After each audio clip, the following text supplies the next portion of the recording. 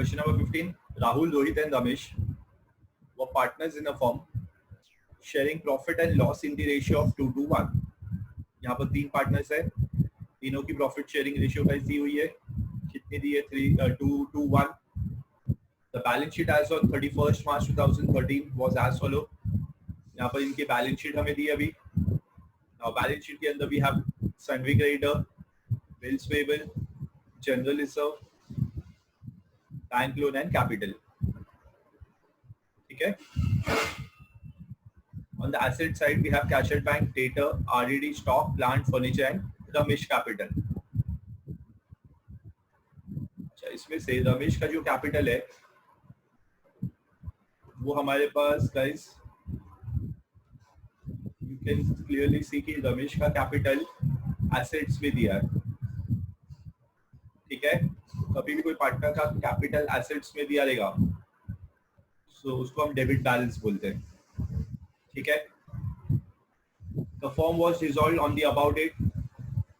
About date पे firm dissolve हुआ. Assets realized. क्या क्या बोला है? Debtor 9,000, plant and machinery 26,000, stock 14,000 and furniture 3,000. ये मेरा asset realization है. Realization का मतलब होता है sale. Point number 2 पे जाते हैं guys. The creditors were paid 18,000 in full settlement and bills payable were paid in full. But ये लोग ने बैंक लोन के बारे में बताया नहीं कि बैंक लोन कितना पे हो रहा है.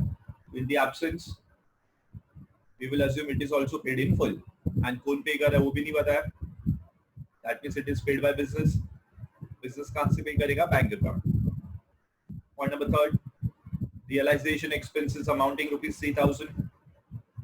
Point number 4, Ramesh became insolvent. Clearly लिखा है insolvent. Insolvency को bankrupt भी बोलते हैं.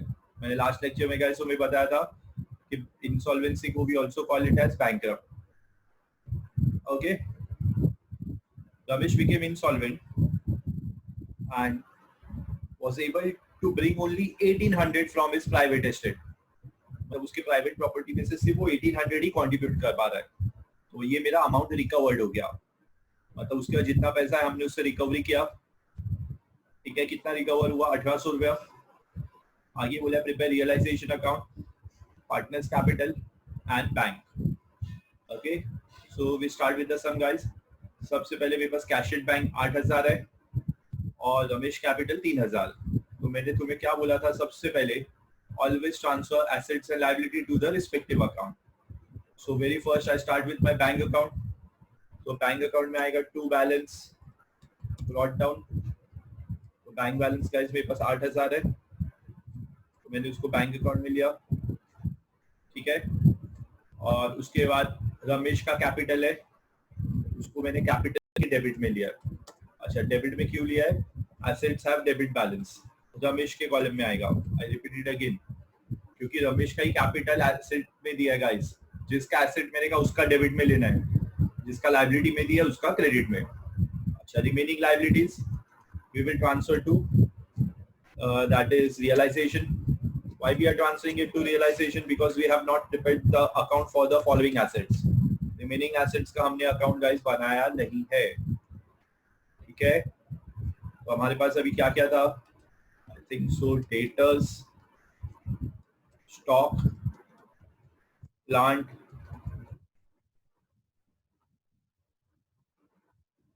and I think so furniture.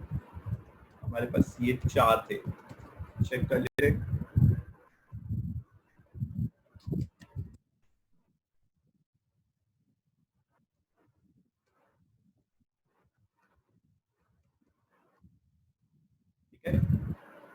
So value क्या थी? डेटर 16,000, आरडीडी है उसमें 1,000, तो क्रेडिट में आएगा गाइस. सो डेटर 16,000 डेबिट में, आरडीडी को हम क्रेडिट में लेंगे बाय आरडीडी.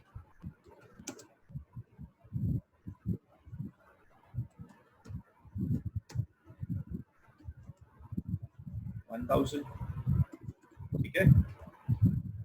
उसके बाद हमारे पास स्टॉक का गाइस क्या बुक वैल्यू था?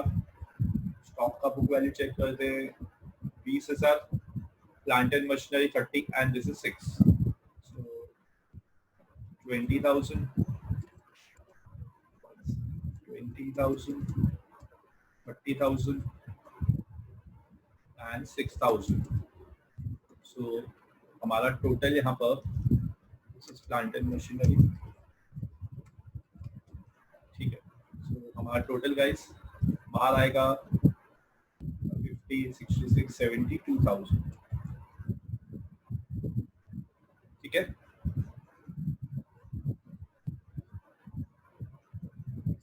टैली अमाउंट में कुछ मिस्टेक है गाइस, देख सकते. सो मेरा एसेट्स का टोटल 72,000 है. Now I have to proceed with liabilities. First I have to answer the capital of Rahul and Lohit.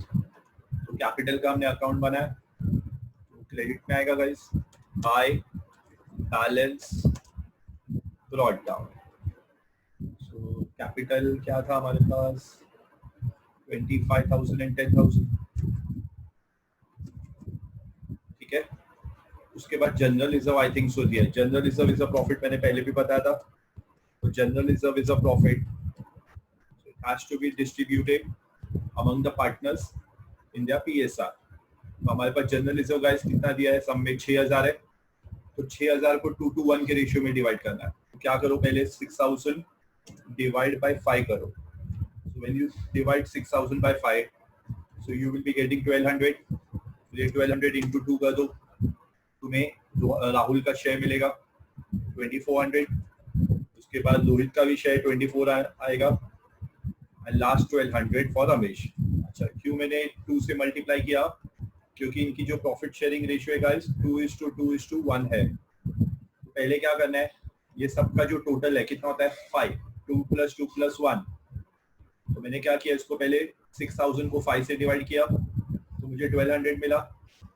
फिर वो 1,200 को मैंने 2 के रेशियो से डिवाइड किया, मल्टीप्लाई किया, सॉरी. ठीक है. तो जनरल रिजर्व प्रॉफिट है, तो कैपिटल अकाउंट में जाएगा. बाकी के जो लायबिलिटीज है that will be transferred, that is to realisation. So why we are transferring the remaining liabilities guys? क्योंकि हमने उसका अकाउंट बनाया नहीं है. ठीक है. तो हमारे पास लायबिलिटी में क्या क्या है, क्रेडिटर्स है, बिल्स पेबल है, एंड बैंक लोन है. These are the 3 liabilities which are there. तो चेक करते हैं हमारे पास इसकी बुक वैल्यू क्या है गाइस. क्रेडिटर्स का बुक वैल्यू फटाफट चेक करो. देखो, क्रेडिटर्स 20,000, जनरल बिल्स पेबल 5,000 और bank loan 16,000. 25,000 and 16,000. Outer column will be 41,000. ठीक है. मैंने क्या किया, लायबिलिटीज ट्रांसफर किए रियलाइजेशन के क्रेडिट में. Now the next step is that is sale of asset. हमें एसेट्स रियलाइज करने. अच्छा, realisation of asset is a income. तो हम जब एसेट रियलाइज करते हैं तो हम उसे रियलाइजेशन अकाउंट के क्रेडिट में रिकॉर्ड करते हैं. We record on the credit side of realisation. अभी क्या क्या रियलाइज हुआ है, पॉइंट नंबर 1 में देखते हैं. वो लोग ने बोला था डेटर्स रियलाइज्ड कितने में हुआ है. डेटर्स आई थिंक सो 9,000 था गाइस, चेक करते हैं. Yes, debtors 9,000, plant and machinery 26, stock 14,000, furniture 3,000. So debtor, plant, stock, furniture चारों रियलाइज हुए. डेटर्स 9,000. ठीक है. उसके बाद प्लांट एंड मशीनरी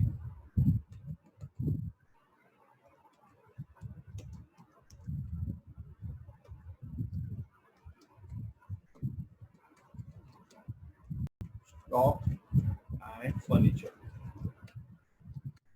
ठीक है. सब हमें रियलाइज्ड वैल्यू पे लेना है. प्लांट एंड मशीनरी कितने में गाइस रियलाइज हुआ, 26, 14 and 3. 26, 14,000 and 3,000. So the total in the outer column 26, 35, 39, 49, 52. ये सबका टोटल 52,000 आया गाइस. चेक कर लो चाहिए तो. ठीक है. मुझे इसका भी डबल इफेक्ट देना है. रियलाइजेशन के क्रेडिट में बाय बैंक, तो बैंक के डेबिट में रियलाइजेशन. ठीक है. तो इसका मैं डबल इफेक्ट दे रहा हूँ guys, that is realization of asset 52,000. Okay, हम आगे बढ़ते हैं. The next step that is payment of liability. अच्छा, अभी बहुत लोग का एक क्वेश्चन ये भी होता है, सर हम इससे पहले सम करते थे तो उसमें हम एसेट टेकन बाय पार्टनर लेते थे, यहाँ क्यों नहीं ले रहे हो? इसलिए नहीं ले रहे हो क्योंकि हमारे पास 4 एसेट थे और चारों एसेट हमने कैश पे रियलाइज किए. वी रियलाइज फॉर कैश, तो हमारे पास कोई एसेट बचा नहीं, तो इसलिए कोई पार्टनर टेक ओवर भी नहीं कर रहा है, इसलिए उसका एंट्री नहीं आता है. So directly we have to proceed on step number 3, that is payment of liability. Liabilities जब हम पे करते हैं तो इट इज अ एक्सपेंस, बराबर है. तो पेमेंट ऑफ लाइबिलिटीज डेबिट में आएगा. अच्छा, डेबिट इसलिए क्योंकि रियलाइजेशन नॉमिनल अकाउंट है गाइस, और नॉमिनल का गोल्डन रूल है debit all expense and losses, credit all incomes and gains. ठीक है, तो हम प्रोसीड करते हैं पॉइंट नंबर 2 में. Adjustment number 2, creditors were paid 18,000 in full settlement and bills payable were paid in full. तो creditors को 18,000 पे करने बोला है तो हम 18,000 पे करेंगे. बिल्स पेबल फुल पे करने बोला है तो हम फुल पे करेंगे. अभी वो तो बोलेंगे सर 5,000 कहाँ से लाए? बिल्स पेबल की बुक वैल्यू क्या थी? 5,000, तो हम उसको 5,000 पे करेंगे, फुल पे करने बोला है. अच्छा, उसके बाद बैंक लोन के बारे में कुछ बताया था? नहीं बोला था. So we will assume that it is also paid in full. तो पूरा के पे किया. पूरा अमाउंट कितना होता है? 18 + 5 23, 39,000. मुझे अभी इसका भी डबल इफेक्ट देना है गाइस. रियलाइजेशन के डेबिट में टू बैंक, एक इफेक्ट डेबिट में, तो करस्पॉन्डिंग इफेक्ट बैंक के क्रेडिट में आएगा bye realisation.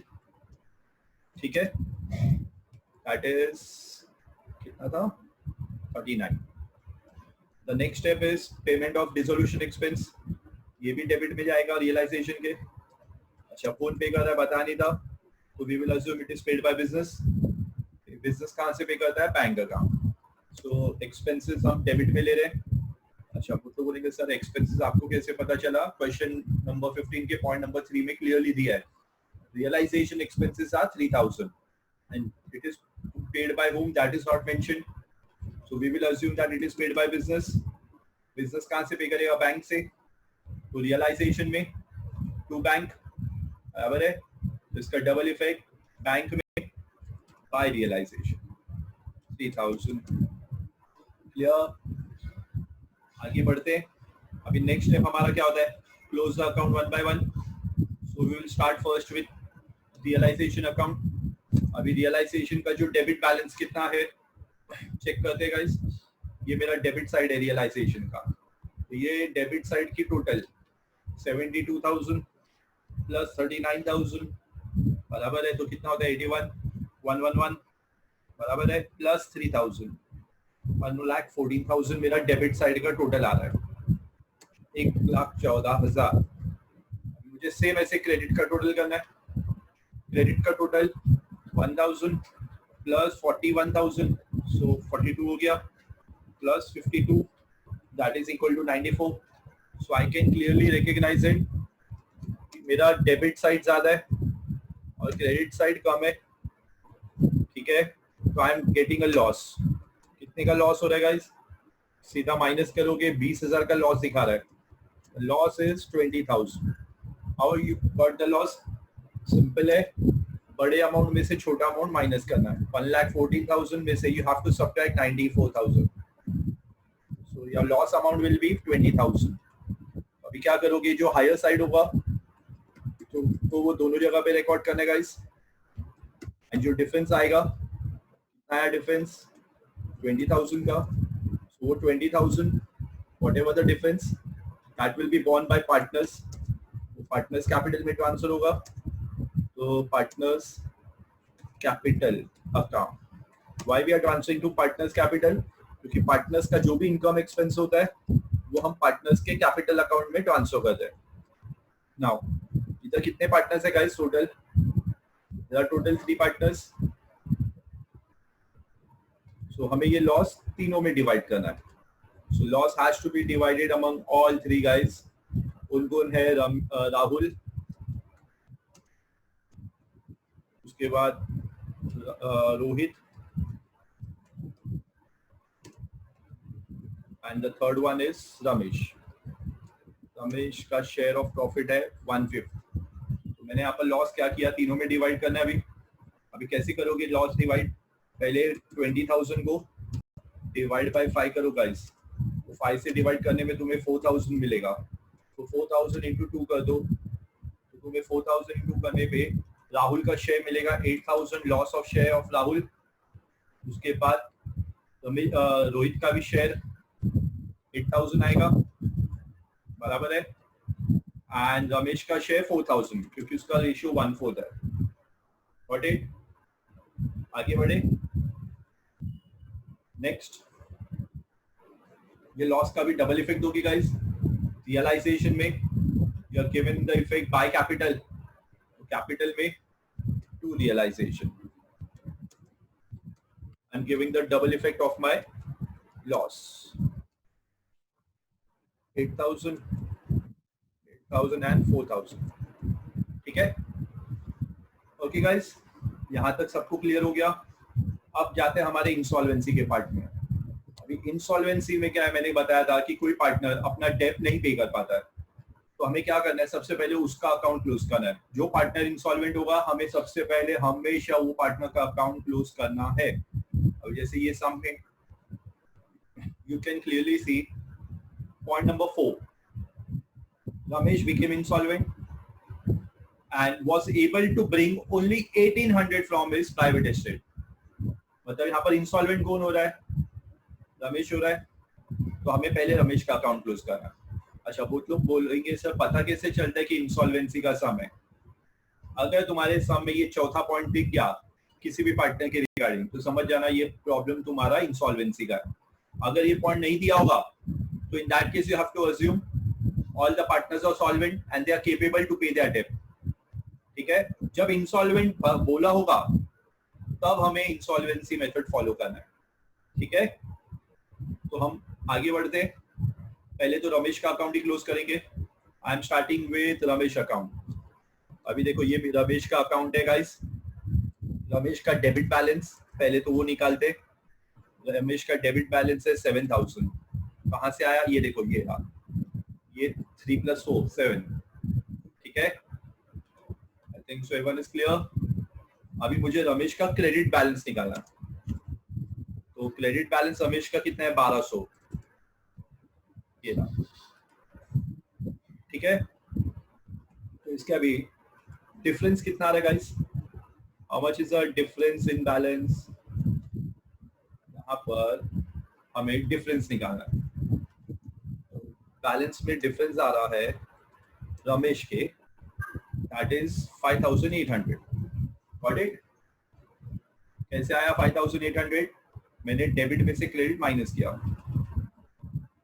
Debit minus credit that is equal to your क्या कहते हैं, डिफरेंस इन बैलेंस। ठीक है, बैलेंस डिफरेंस कितना आ रहा है गाइस, 5,800। आई थिंक सो यहां तक सबको क्लियर है। आगे बढ़ू मैं। अभी देखो रमेश का डेबिट साइड जो होता है वो एक्सपेंस साइड होता है, और जो क्रेडिट साइड होती है हमारे अकाउंट की वो इनकम। अभी रमेश का जो लॉसेस है, एक्सपेंस मतलब लॉसेस, वो कितना है 7,000, और उसकी इनकम कितनी है खाली 1,200।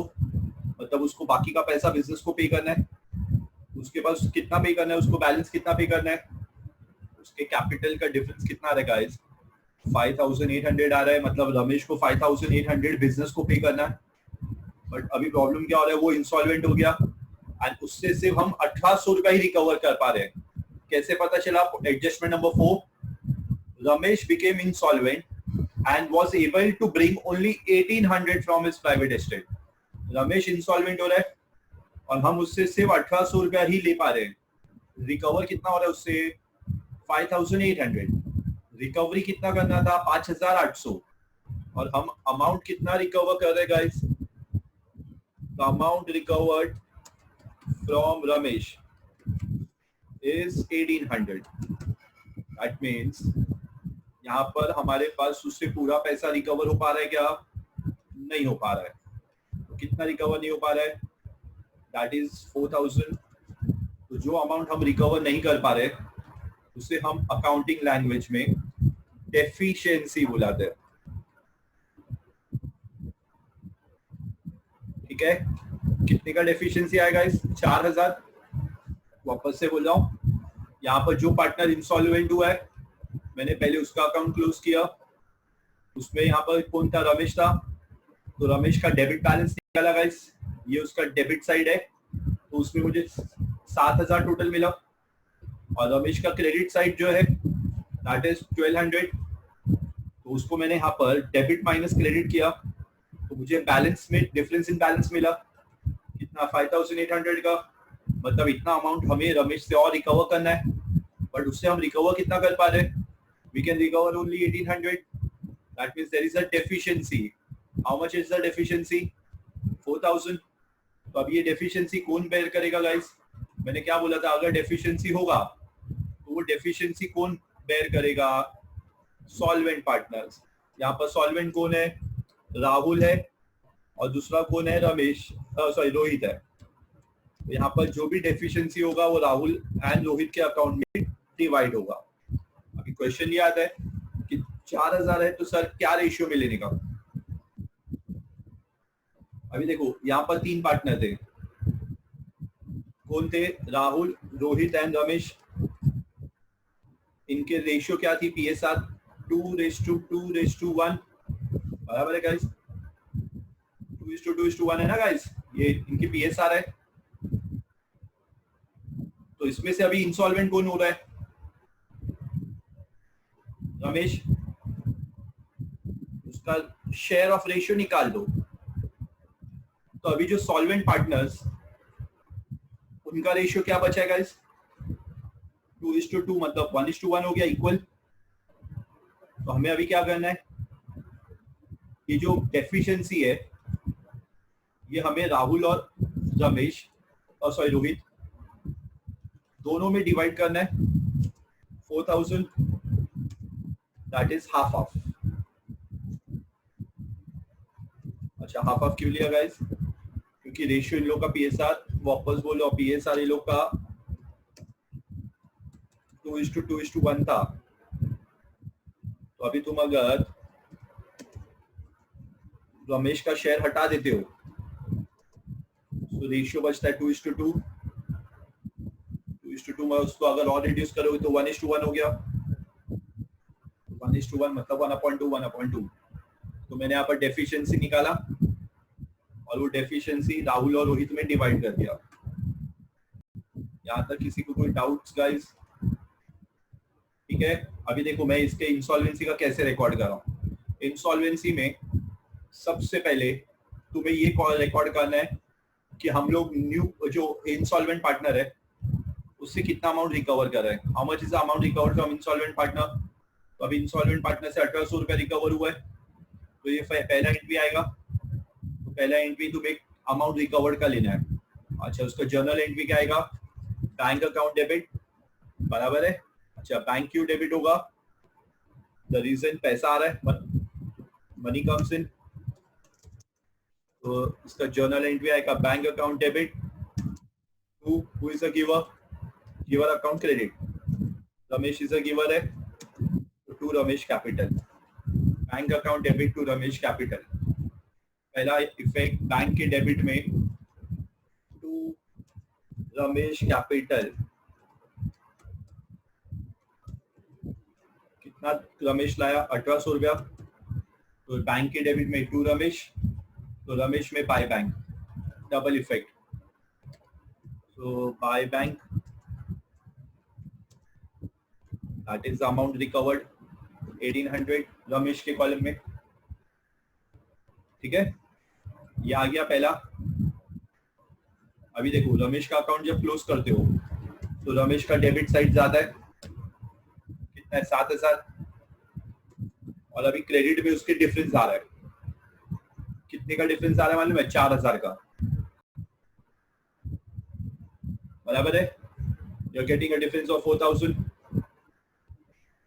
वो जो 4000 डिफरेंस आ रहा है चेक कर सकते हो, देखो गाइस ये 7000 है, ठीक है, और यहाँ पर ये दोनों का टोटल 3000 है। सो हमें रमेश से 7000 रिकवर करना था, बट अभी तक हमने सिर्फ 3000 रिकवर हुआ, तो कितना रिकवर नहीं हुआ है? 4000। That is called as deficiency. अच्छा, डेफिशिएंसी आएगा तो वो किसके अकाउंट में जाएगा? सॉल्वेंट पार्टनर्स के। तो solvent partners capital account debit, ठीक है guys. Solvent partners capital account debit to insolvent partners capital. ये जर्नल एंट्री मैंने लास्ट लेक्चर में भी बताया था, ठीक है। सॉल्वेंट टू इंसॉल्वेंट, तो सॉल्वेंट के सॉल्वेंट 2 है, तो सॉल्वेंट के डेबिट में टू इंसॉल्वेंट आएगा, तो इंसॉल्वेंट में बाय सॉल्वेंट। या तो सिंपल यहाँ पर 4000 डिफरेंस आ रहा है, किधर आ रहा है? रमेश के अकाउंट में। तो 4000 का डिफरेंस रोहित और राहुल के अकाउंट में हमें ट्रांसफर करना है। That is Rahul capital account, ठीक है, एंड बाय रोहित कैपिटल। ये किसका इफेक्ट है गाइस?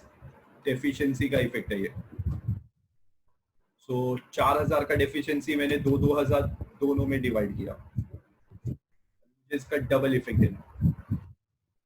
रमेश में बाय रोहित राहुल कैपिटल, तो राहुल कैपिटल में to Ramesh capital,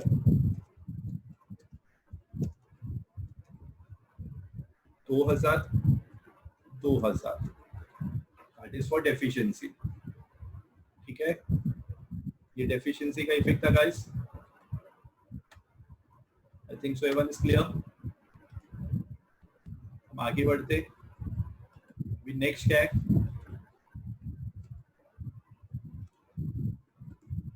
that is called as solid partners का अकाउंट क्लोज करना है अभी। तो अभी उसमें बिल्कुल नॉर्मल सॉल्व करना है। राहुल से स्टार्ट कर दे।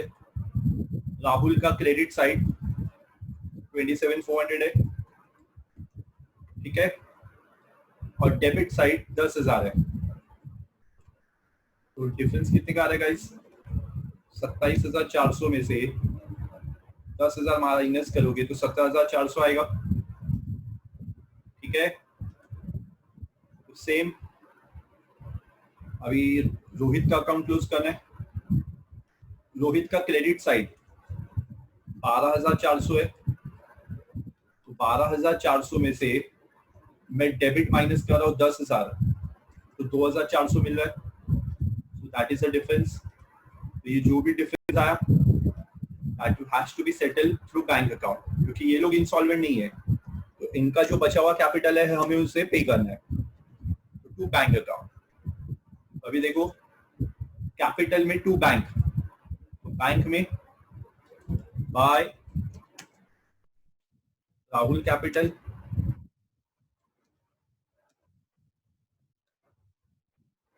कितना था Rahul? 17,400, and by with capital